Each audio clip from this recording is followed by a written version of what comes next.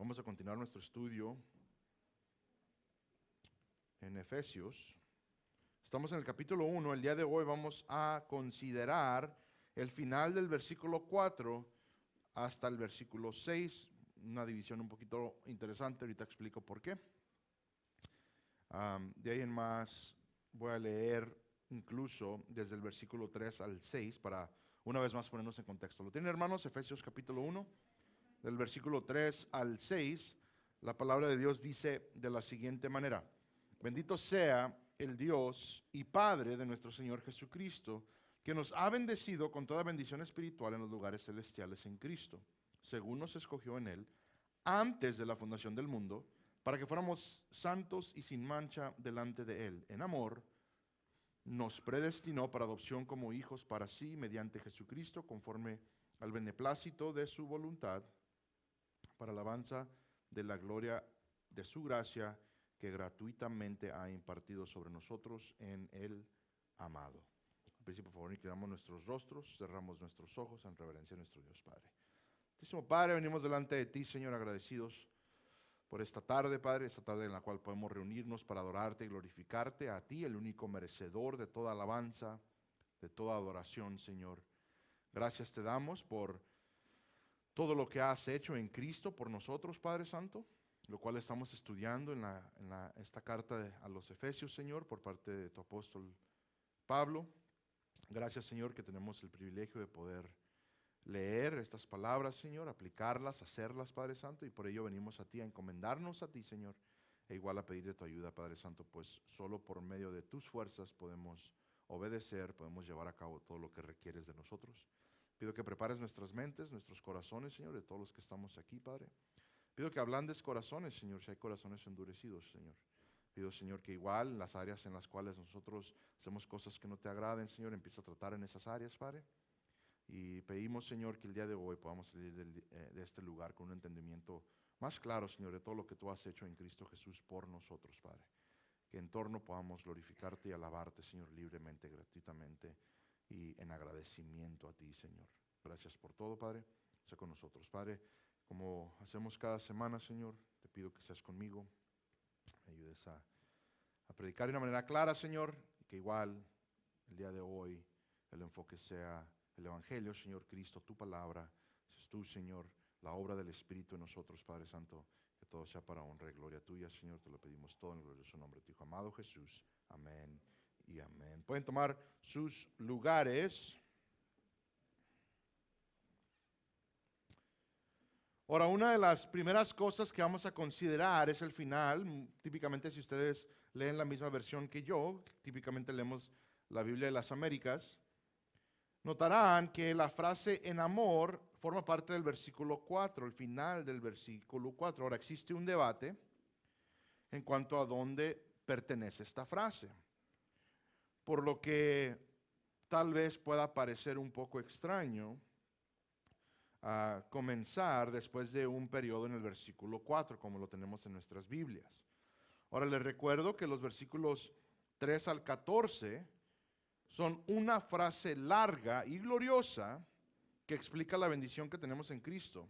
Ahora la clave es entender que es una larga oración de alabanza sobre todo lo que Dios ha hecho, que eso es lo que es el versículo 3 al 14.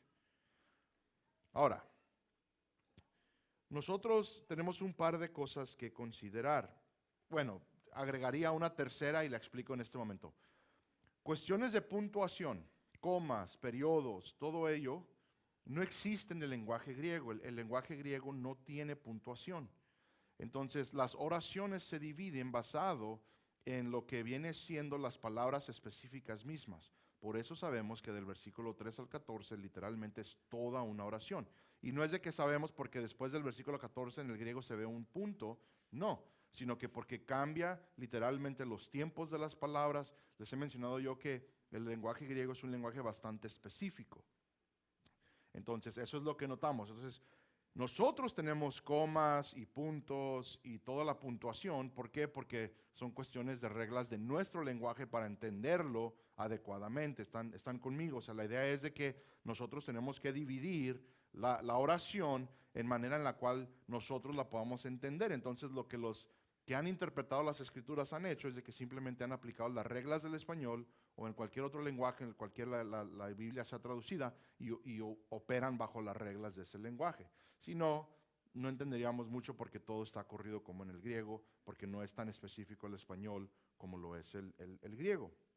Ahora, otras dos cosas, otro par de cosas que tenemos que considerar, es de que si nosotros decidimos al estudiar e interpretar que esta frase es perteneciente estrictamente al versículo 4, que es donde vemos que está al final, pero se ha dividido. Entonces, digamos que decimos, no, este pertenece al versículo 4. Entonces, se leería de la siguiente manera, ¿verdad? Versículo 4 dice, según nos escogió en él antes de la fundación del mundo para que fuéramos santos y sin mancha delante de él en amor. ¿Ok? Ahora, eso significa que nosotros entonces debemos ser santos e irreprensibles ante Él, y esto se debe al amor de Dios por nosotros, lo cual vemos como una expectativa realista en las otras porciones de las Escrituras. No sería una contradicción, ¿estamos de acuerdo? Muchas veces las cosas que ocurren están hechas por el amor de Dios hacia nosotros, o viceversa, nosotros hacia Él. Ahora, lo que sí pareciera más apropiado y parece ser el consenso es de que la frase en amor describe el motivo de nuestra predestinación. Entonces, es la única diferencia. Literalmente la fuente es lo mismo, es el amor, pero el contenido de lo que se está haciendo en amor es lo que se debate, pero igual nada contradice ninguna otra porción bíblica. Entonces, lo que está claro es de que Dios no está simplemente operando su gloriosa voluntad porque sí, sino que el motivo es el amor. Entonces, leeríamos que en amor pertenece al versículo 5, se los leo como lo hemos leído el día de hoy. En amor nos predestinó para adopción como hijos para sí, mediante Jesucristo, conforme al beneplácito de su voluntad. Entonces, de nuevo, esa palabra típicamente la juntamos con el versículo 5, lo que nos indica que la elección se debe a su amor. La predestinación a la adopción se debe a su amor. El amor de Dios es el motivo de toda bendición que tenemos en Cristo Jesús. El amor de Dios hacia nosotros. ¿Quedamos claros, hermanos? Ok, vamos a volver a esto un poquito más adelante, pero vamos a continuar para que ya se les quiten ahí si había dudas porque está escrito de la manera que lo están leyendo en su Biblia. Entonces entremos en el versículo 5, comienza con nos predestinó. Ahora vamos a pausar, vamos a aclarar algo aquí rápidamente. ¿Quién es el nos? ¿Quiénes son aquellos a quienes Dios predestinó? Y la respuesta que vemos según todo lo que estamos leyendo es de que habla de los elegidos, que fueron elegidos antes de la fundación del mundo. Entonces los predestinados son los elegidos. Pablo está diciendo literalmente que el grupo que fue escogido estaba predestinado a ser adoptado como hijos e hijas en Cristo, a ser parte de la familia de Dios. Okay, esto es lo que vamos a considerar un poquito más adelante.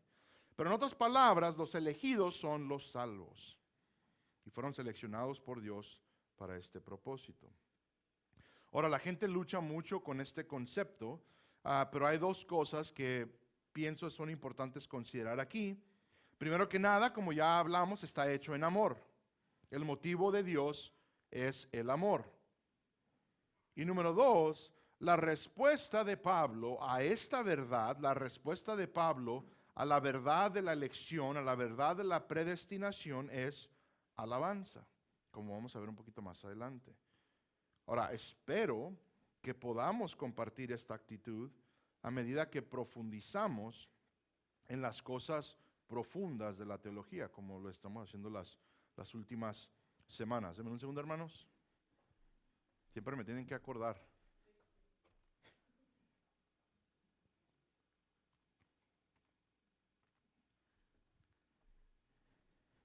Bueno, hablemos un poquito entonces de la predestinación. ¿Ok? Esta palabra literalmente significa marcar de antemano. Lo hemos hablado mucho los jueves. En otras palabras, es predeterminar. para que lo entendamos nosotros en el español. Pero en el lenguaje original hay un sentido de encerrar o encapsular. Es la palabra, literalmente, como le he mencionado, la raíz donde obtenemos la palabra horizonte, lo que nosotros entendemos como el horizonte, que es que un límite, una barrera, típicamente es lo que nosotros consideramos. Ahora, como se mencionó anteriormente, existe una cercana relación entre la elección y la predestinación. Los elegidos también son los predestinados, ¿ok? No estamos hablando de dos grupos diferentes, estamos hablando de verdades que están conjuntas con este mismo grupo. Entonces, Pablo tiene un enfoque en qué, en los elegidos desde antes de la fundación del mundo, para expresarnos qué, que ellos son los predestinados. Y luego vamos a ver a qué somos predestinados. Y la Biblia habla de una predestinación a varias cosas. El enfoque de Pablo aquí, como lo mencioné anterior y lo vamos a estudiar un poquito más adelante, es la adopción. Esta predestinación, el escoger de Dios, mejor dicho, es la idea de quién estaría o quién formaría parte de su familia a través de Cristo y asegura de que esto ocurra. ¿Ok? Entonces van a haber varias cosas que vamos a ver el día de hoy porque de nuevo, la Biblia nos está presentando por medio de Pablo a los Efesios varias verdades absolutamente bíblicas que muchas veces pueden ser chocantes, pero es verdad de Dios y en ello nos gloriamos. Los elegidos, hermanos, quiero ser claro, los elegidos están predestinados a la adopción. Esto significa que serán adoptados. No hay forma de evitarlo, porque Dios lo quiso de esta manera y lo resolverá de esta manera como hemos prometido aquí. Entonces, ¿qué es la idea? De que no hay ninguna otra opción para el elegido más que la adopción. Ahora, veamos cómo Pablo lo explica a la iglesia en Roma. Y ahí tiene un enfoque un poquito diferente en la predestinación, pero estamos hablando del mismo concepto. Romanos 8:28 en adelante. Dice, y sabemos que para los que aman a Dios, todas las cosas cooperan para bien. Esto es, para los que son llamados conforme a su propósito. Porque a los que de antemano conoció, ¿qué es eso, hermanos? La elección. También que los predestinó. Entonces vemos la misma secuencia. A ser hechos conforme a la imagen de su Hijo, para que Él sea el primogénito entre muchos hermanos. Ahora voy a aclarar aquí rápidamente antes de continuar. Muchas veces nos aferramos al versículo 28 y decimos que todo va a salir bien porque Romanos 8:28 nos promete que todo va a salir bien. ¿Por qué? Porque amamos a Dios y Dios va a hacer que todo salga bien.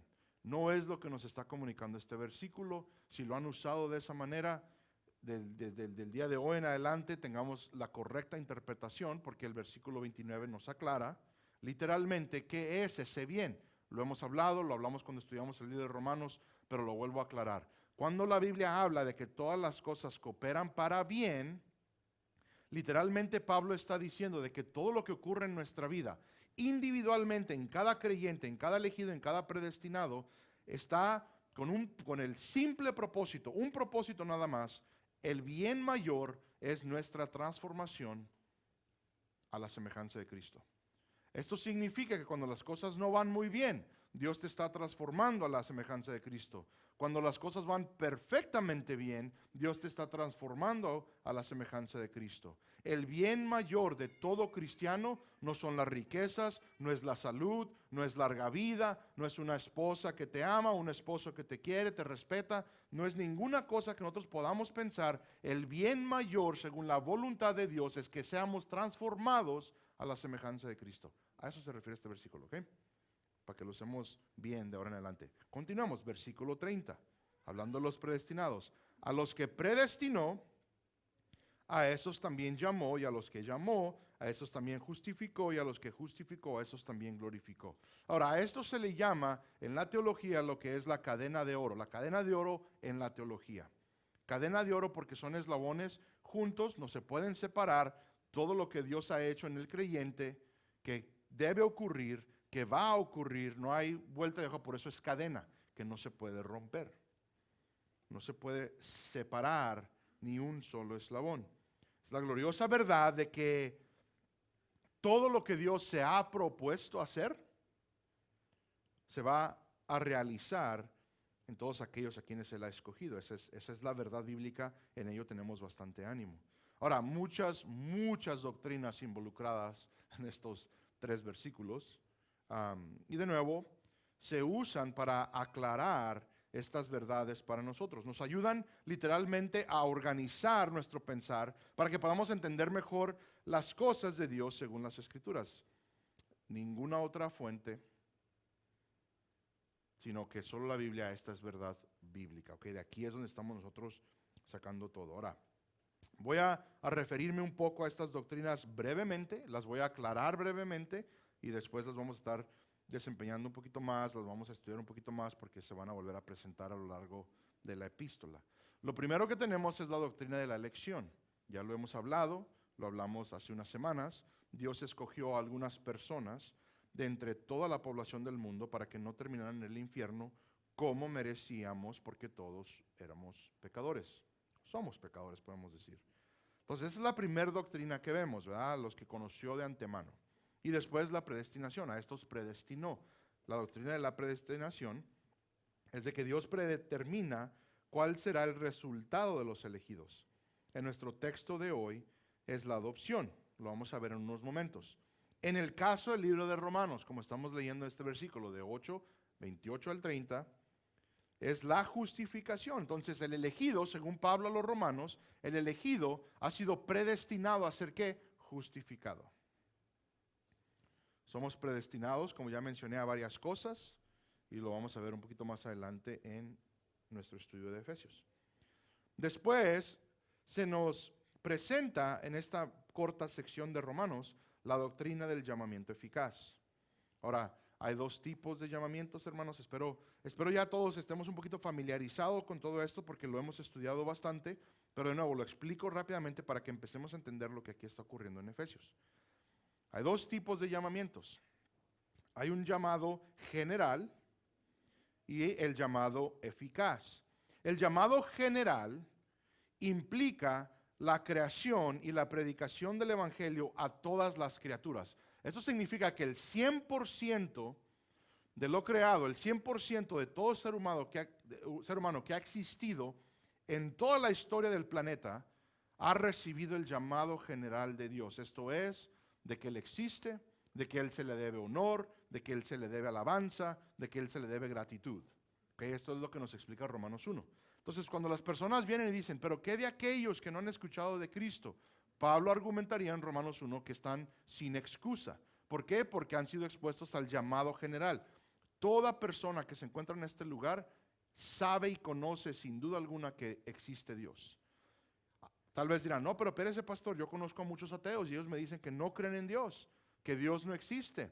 Y ellos están mintiendo. Lo que han hecho es, ellos literalmente han reprimido la verdad, porque al verlo creado, hay un entender de que algo lo diseñó. Ahora, en su desobediencia, en su pecado, más fácil es decir, mejor niego la existencia de Dios.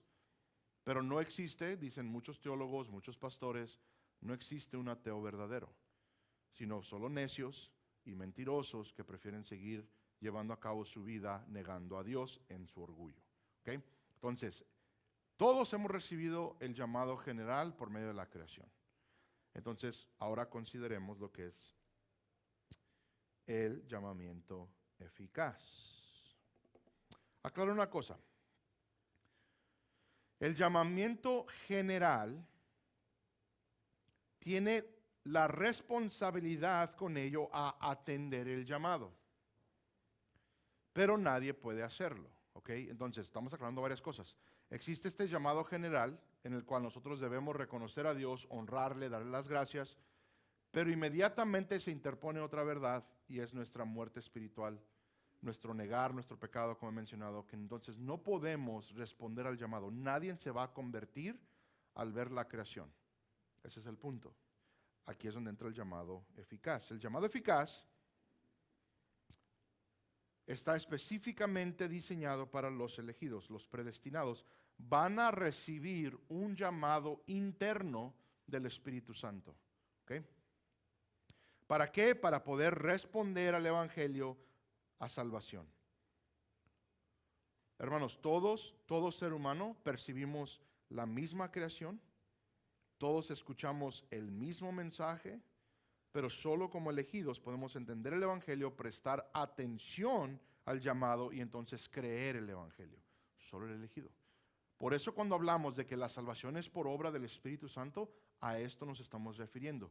Que el Espíritu Santo se tiene que interponer de antemano para prepararnos, para recrearnos, para regenerarnos, para darnos un nuevo corazón que ahora es sensible a las verdades de Dios y el llamado eficaz. Ahora podemos responder en el afirmativo al Evangelio cuando antes nos era imposible. Ahora entramos entonces en lo que es la doctrina de la justificación. Al creer el Evangelio se hace una declaración legal en nombre de un pecador, declarándonos completamente justos. La justicia de Cristo ahora es imputada a nosotros, por lo que se nos trata como si viviéramos como Cristo lo hizo, ¿ok? La justificación es simple. La vida de Cristo, su perfección, su obediencia, ahora se entrega al que cree, para que ahora Dios dice, ok, ahora estoy viendo a este hermano, a esta hermana, ustedes vean aquí alrededor, pongan el nombre ahí, y Dios mismo dice, ha vivido como Cristo vivió, ha obedecido como Cristo obedeció. La justicia de Cristo ahora nos pertenece a nosotros. Por eso es esta la doctrina de la justificación.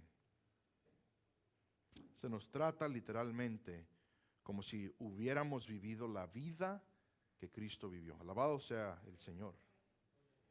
Y después la doctrina de la glorificación.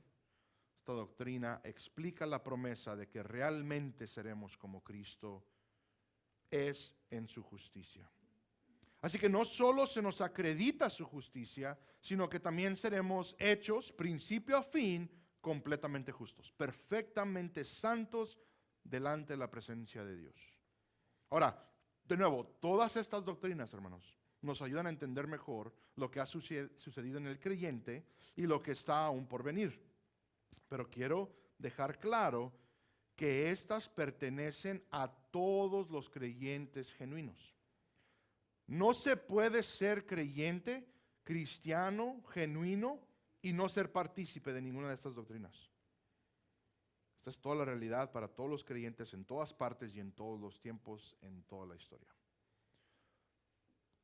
Aclarando, nadie puede venir y decir, pastor, yo creo en Cristo, pero a mí Él no me ha cambiado. Pastor, yo he venido de Cristo, pero yo no soy partícipe de los hijos de Dios, de la adopción, de la justificación, de la santificación. No, todo es un paquete, todo ocurre porque Dios lo está llevando a cabo. Por eso la expectativa en toda iglesia sana de que el cristiano debe literalmente con todas sus fuerzas empeñar un esfuerzo a la santidad, a la piedad. Una vez más, si el día de hoy tú te encuentras en este lugar y has dicho que tú eres creyente, pero no existe nada en ti en cambiar tu vida, en llevar a cabo los preceptos de Dios, es necesario examinar tu corazón porque estás viviendo a cabo una fe que no concuerdan con las Escrituras. Entonces, de nuevo, si estás aquí y dices, pastor, no, yo no siento ningún deseo de servir a Dios, yo no siento ningún deseo de obedecer.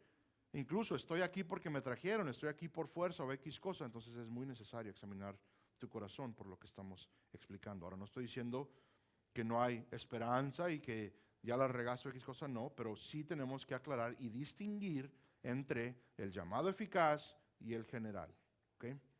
Porque lo que ocurre en ese llamado es de que todo se lleva a cabo por obra del Espíritu Santo, de principio a fin, es obra completa, nada parcial. Ahora, demostramos obra parcial, pero eso es por nuestro pecado, por nuestra falta de glorificación. Muy diferente, ¿ok? Ahora,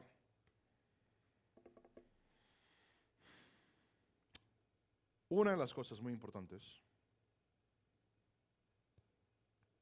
es de que nosotros tengamos una comprensión correcta de todo lo que la Biblia enseña, que se enseña bíblicamente. Pero también es importante para que podamos entender lo que poseemos y por qué. ¿Ok? Entonces, una cosa es llenarte de información, ¿correcto? Pero otra cosa es entender por qué ha ocurrido lo que ha ocurrido, cómo Dios lo ha llevado a cabo y luego qué tiene que ser nuestra respuesta o lo que tenemos nosotros que demostrar al respecto. Y una de las cosas muy importantes que la Biblia nos deja clara, entonces es importante tener comprensión correcta de lo que enseña la Biblia, pero es importante también entender por qué y qué es el fin de todo ello. Y lo que la Biblia continuamente nos apunta es que todo es hecho para que podamos glorificar a Dios mientras entendemos que Él ha hecho absolutamente todo por nosotros. Y se nos revela en las Escrituras que fue por amor a su nombre y por amor a nosotros. El estar delante de Dios como justos y santos es en parte porque Dios nos amó. Los escogidos en Cristo, entonces, también han sido predestinados. Ahora, el propósito de la lección es de que seamos partícipes de otras gracias y misericordias de Dios. A esto es a lo que nos está apuntando ahora entonces el apóstol Pablo en la carta a los Efesios. Continuemos para entenderlo. Dice, en amor nos predestinó para adopción como hijos para sí mediante Jesucristo. Entonces, en amor nos predestinó ¿a qué? Para adopción como hijos para sí mediante Jesucristo. Estábamos predestinados, por lo tanto, los elegidos son los predestinados. ¿Okay? El resultado está establecido para aquellos a quienes Dios ha elegido. Entonces, la elección lleva un propósito con ello. Y Pablo aquí está explicando qué es qué. La adopción. ¿Predestinados a qué? A ser adoptados por Él como hijos e hijas del Altísimo. Literalmente, si alguien pregunta, ¿a qué hemos sido predestinados? Predestinados a ser familia de Dios. Ahora, esto es enorme, hermanos. Ahora, antes de continuar, siempre es muy importante cuando hablamos de la adopción, tenemos que comprender mejor lo que es este concepto de la adopción en general, porque nosotros culturalmente tenemos estigmas o no entendemos muy bien lo que es esto de la adopción.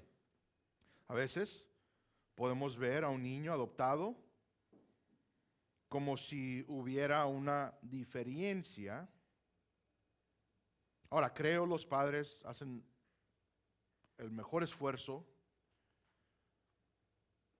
para que en la mayor parte del tiempo no se perciba ninguna diferencia. Pero típicamente los que estamos afuera mirando hacia adentro podemos tener ideas un poquito sesgadas. La idea de que, bueno, es que si hay diferencias, no es hijo verdadero, empezamos a usar las palabras de que no es hijo verdadero o es hijo adoptado. Mi hermana hasta el día de hoy me reclama porque yo siempre le decía que ella era adoptada. Es como hermanos, ¿no? Esos son, ¿y por qué? Porque lo usábamos de manera ofensiva, pero noten lo que es el concepto de la adopción, especialmente, no solo en tiempos bíblicos, pero cómo se implementa la adopción. Ok, la adopción legalmente otorga a un niño todos los derechos, todos, el 100% de los derechos y privilegios de la familia que lo adoptó. No hay diferencia. La diferencia es por nuestras costumbres o ideas o X cosa. Pero ahora noten algo que nos empieza a dar un poquito más lo que es el cargo o el peso, ¿no? de esta ley de la adopción. Ahora, en los tiempos bíblicos esto es lo que vemos. Tiempos nuevotestamentales, ¿ok? Vamos a decir. Ahora, el cargo más alto en Roma de emperador fue ocupado por muchos que fueron adoptados. Este no era un estatus de segunda clase. La adopción otorgaba, como ya lo mencioné, todos los derechos, todos los privilegios de la familia, incluida la herencia. Una vez más, vamos a ver esto bíblicamente, pero aquí hay un ejemplo un poco peculiar. Conocemos a Julio César y muchos van a decir, sí, el boxeador. No. Estoy hablando del emperador romano, tal vez el emperador romano más famoso de toda lo que era el imperio romano. El emperador romano Julio César le siguió otro emperador también bastante famoso. Y este sería César Augusto. César Augusto era sobrino adoptivo de Julio César. Cayo Julio César Octaviano es César Augusto, heredero al trono de Roma después de su tío, Julio César. Desde el punto de vista legal, la adopción no se considera diferente de la del propio hijo. Y esto es lo que vemos bíblicamente también. Ahora, hermanos, entendamos lo que estamos hablando de esta adopción. La adopción literalmente transforma a una persona que no era hijo a alguien que ahora es hijo completamente. Entonces dejemos esos estigmas, dejemos todo eso que nosotros pensamos, es que es hijo adoptivo, decimos, vaya, hasta lo decimos como cuidadosamente. No, es hijo, es hija, legalmente, ¿ok? Ahora, consideremos entonces la doctrina bíblica de la adopción.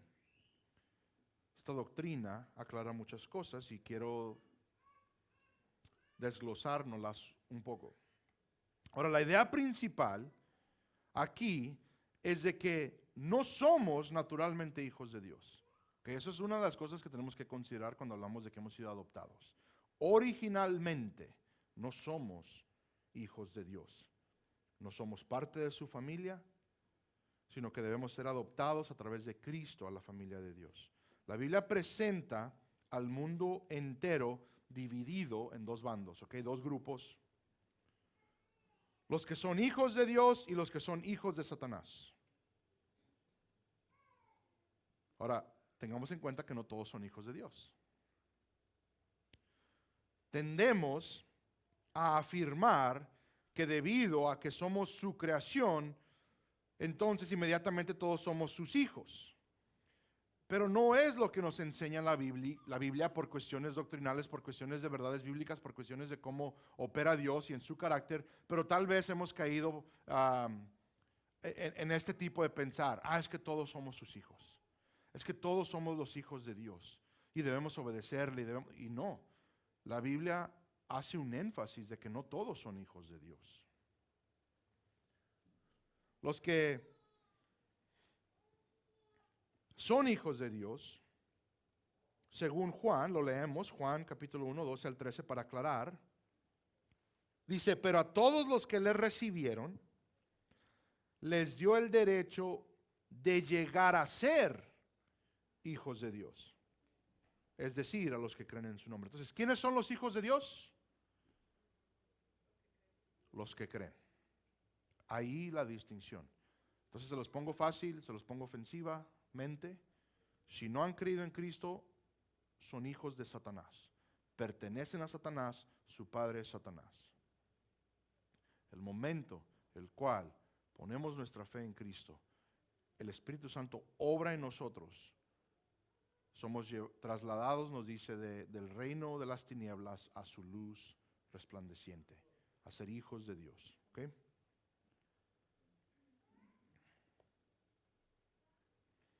Pablo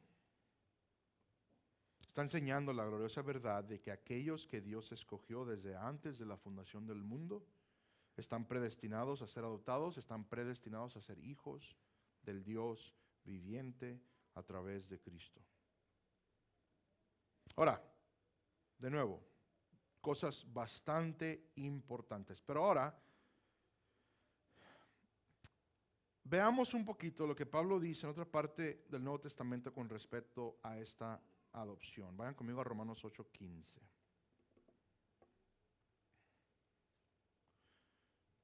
Romanos 8:15 nos dice lo siguiente, voy rápido, hermanos, son varias lecturas. Dice, pues no habéis recibido un espíritu de esclavitud para volver otra vez al temor, sino que habéis recibido un espíritu de adopción como hijos por el cual clamamos Abba Padre. La idea aquí es de que ahora ustedes y yo tenemos el derecho de poner nuestra mirada en Dios y decirle, Padre nuestro.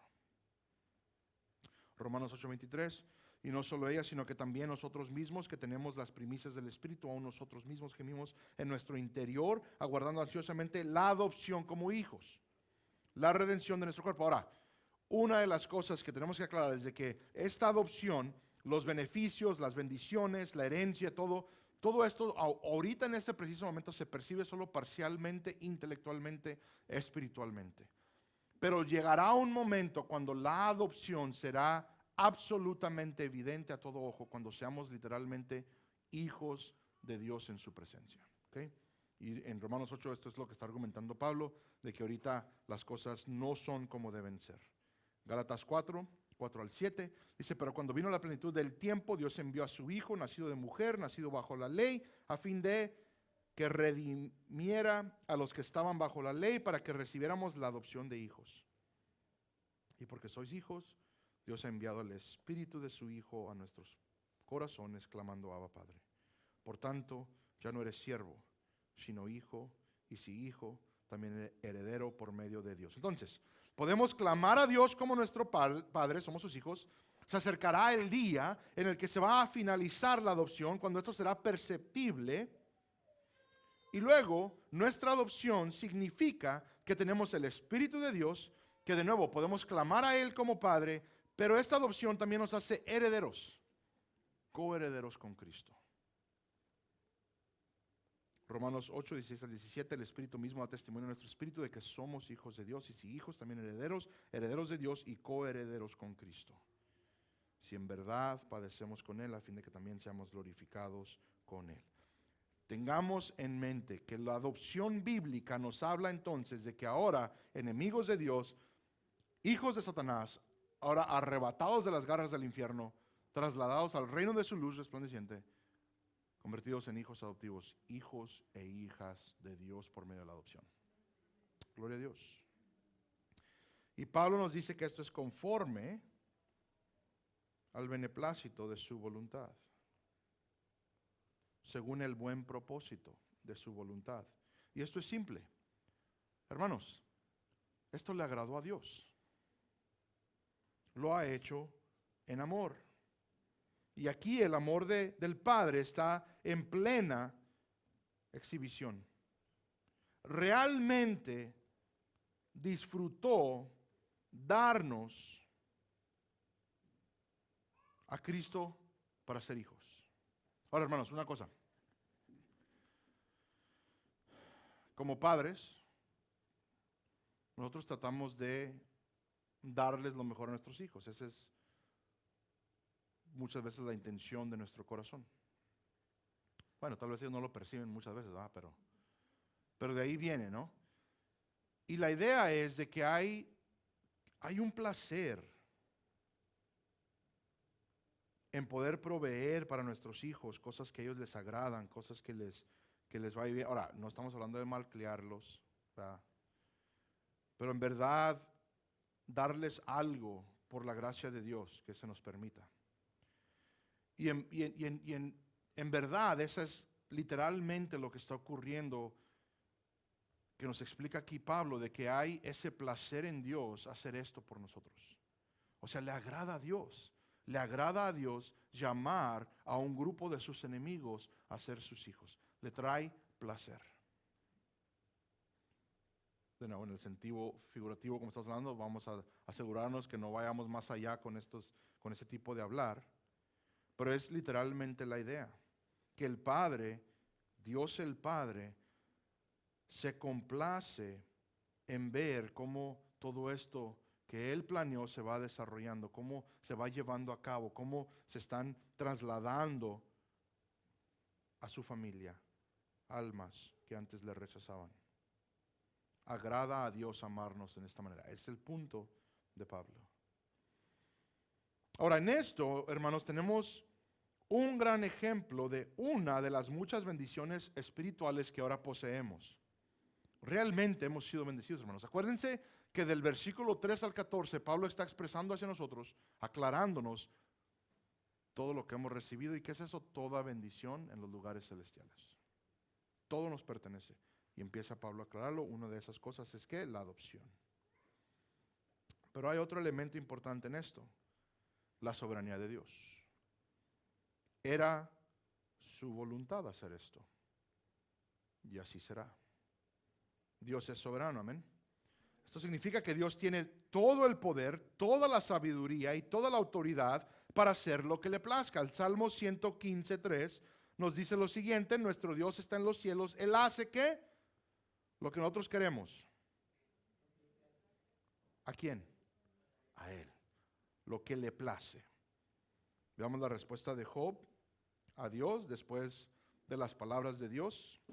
Job 42, 1 al 2. Dice: entonces Job respondió al Señor y dijo: yo sé que tú puedes hacer todas las cosas y que ningún propósito tuyo puede ser estorbado. Dios tiene el poder y la autoridad para hacer lo que le plazca, y nada puede descarrilar lo que Dios se ha propuesto. No hay nadie más con el poder y la autoridad para arruinar el plan de Dios. La soberanía de Dios nos asegura que todo es como Dios lo ha permitido y o planeado. Y lo que se nos dice aquí en Efesios es de que al ser predestinados seríamos también adoptados. Esto no se puede detener. Los elegidos deben ser adoptados y lo serán. No depende del hombre ni de nuestra voluntad. Dios lo ha querido, se cumplirá. De hecho, un ejemplo que vemos, que siempre podemos citar, Hechos 13:48, se los menciono. Dice: oyendo esto los gentiles, acuérdense que se ha predicado el evangelio. Dice: se regocijaban y glorificaban la palabra del Señor y creyeron cuantos estaban ordenados a vida eterna. Literalmente viendo en tiempo presente en las Escrituras cómo se va desarrollando el plan de Dios. Entonces, ¿qué nos está diciendo Lucas en Hechos? Que todos aquellos, el número de ese grupo que escucharía el mensaje ese día particular, que estaban preordenados, predestinados a creer, a obtener la vida eterna, esos fueron los que obtuvieron esa vida eterna ese mismo día. Hermanos, esto hace el evangelismo, lo he mencionado muchas veces, bastante fácil, pues es obra del Señor. Los resultados, los convertidos, los que creen, le pertenecen al Señor. Incluso los que rechazan, los que endurecen su corazón, también es por voluntad de Dios. Él se encarga y se asegura de llamar a los suyos. Ablanda corazones a vida eterna, endurece corazones para que permanezcan en su pecado. Ahora, en todo esto, hermanos, porque muchas veces nos podemos enfocar en que cómo puede ser la elección, la predestinación, cómo que hay un grupo, cómo que otros no, y nos enfocamos ahí, pero noten lo que Pablo hace, lo que es la respuesta que debemos nosotros dar, versículo 6, que hace todo esto para la alabanza de la gloria de su gracia que gratuitamente ha impartido sobre nosotros en el amado. Hay solo una respuesta que dar, y es alabar. Hemos sido predestinados a la adopción para que podamos alabar su gloriosa gracia, y qué gracia es. Enemigos de Dios, ahora sus hijos por medio de Cristo el Señor, quien nos redimió para sí mismo. La elección, la predestinación y la adopción tienen una cosa en común: la gloriosa gracia de Dios en plena exhibición, cuando se otorga a hombres y mujeres malvados como tú y yo. Solo es posible a través de Cristo y su obra en la cruz. Ese es en Él, en Cristo, que todo esto es una realidad. Y nuestra respuesta debe ser alabanza. Hermanos, la razón por la cual venimos a la iglesia no es para ver cómo viene vestida la hermana, qué perfume trae el hermano, que se ha bañado, si no se ha bañado. Literalmente la única razón por la cual nos reunimos, y espero que esto quede absolutamente claro, hermanos, venimos los domingos, predíquenselo a sus hijos, venimos a la iglesia los domingos porque la gracia de Dios ha sido trastornada sobre nuestras vidas. Porque el amor de Dios se ha hecho evidente en la obra de la cruz. Venimos para alabar a Dios por todo lo que Él ha hecho en el amado por nosotros, para nuestro beneficio, para otorgarnos vida eterna, para que entonces ahora nosotros formáramos parte de la familia de Dios. La respuesta no es enojarnos, no es blasfemar y llamar a Dios injusto. Es alabar su gloriosa gracia y exaltar su nombre. Esto es lo que nos dice Pablo. Ahora noten lo que ocurre. Noten cómo en toda la historia que existe este debate de que si la elección es esto o aquello, ha sido pura división, puro combate, puras peleas. Y Pablo dice, alaben a Dios por su elección de nosotros. Romanos 6:23. Porque la paga del pecado es muerte. Consideramos esa frase. Pablo dice, el sueldo que tú y yo podemos ir a cobrar es muerte. Eso es lo que nos toca. Por nuestro pecado. Hemos cegado pecado, hemos pecado en contra de Dios, blasfemado su nombre. Y Pablo dice, lo que es verdad es de que el sueldo que te corresponde es muerte y muerte eterna. Pero como hemos visto, hay un pero ahí glorioso.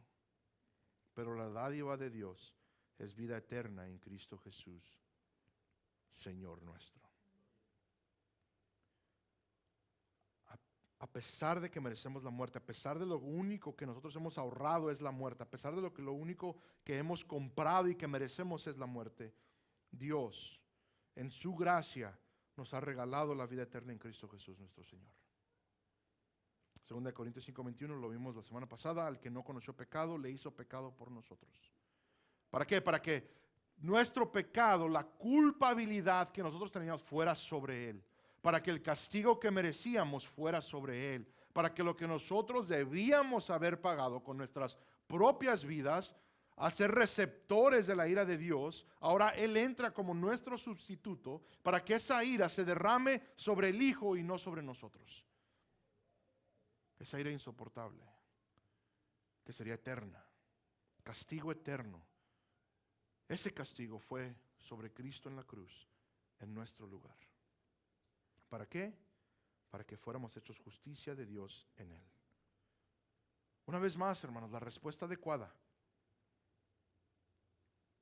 Lo único que debe existir en nuestros labios es alabanza a Dios.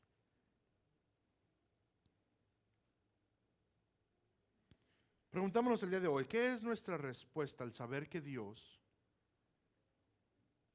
ha perdonado nuestra deuda más grande?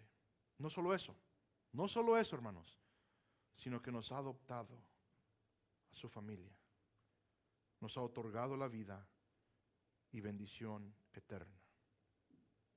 ¿Qué es nuestra respuesta? Terminamos con esto, hermanos. Vayan conmigo al Salmo 32, nos podemos poner de pie.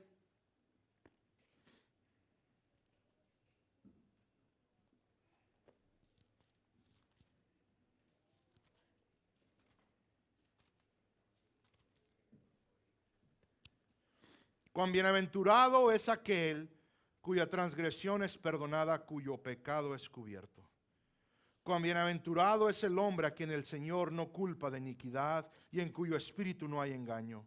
Mientras callé mi pecado, mi cuerpo se consumió con mi gemir durante todo el día, porque día y noche tu mano pesaba sobre mí. Mi vitalidad se desvanecía con el calor del verano. Te manifesté mi pecado y no encubrí mi iniquidad. Dije, confesaré mis transgresiones al Señor, y tú perdonaste la culpa de mi pecado. Por eso, que todo santo ore a ti en el tiempo en el que pueda ser hallado. Ciertamente en la inundación de muchas aguas no llegarán estas a él. Tú eres mi escondedero, de la angustia me preservarás, con cánticos de liberación me rodearás. Yo te haré saber y te enseñaré el camino en que debes andar. Te aconsejaré con mis ojos puestos en ti. No seas como el caballo, como el mulo, que no tienen entendimiento, cuyos arreos incluyen brida y freno para sujetarlos, porque si no, no se acercan a ti. Muchos son los dolores del impío, pero el que confía en el Señor, la misericordia lo rodeará. Alegraos en el Señor y regocijaos, justos, dad voces de júbilo, todos los rectos de corazón.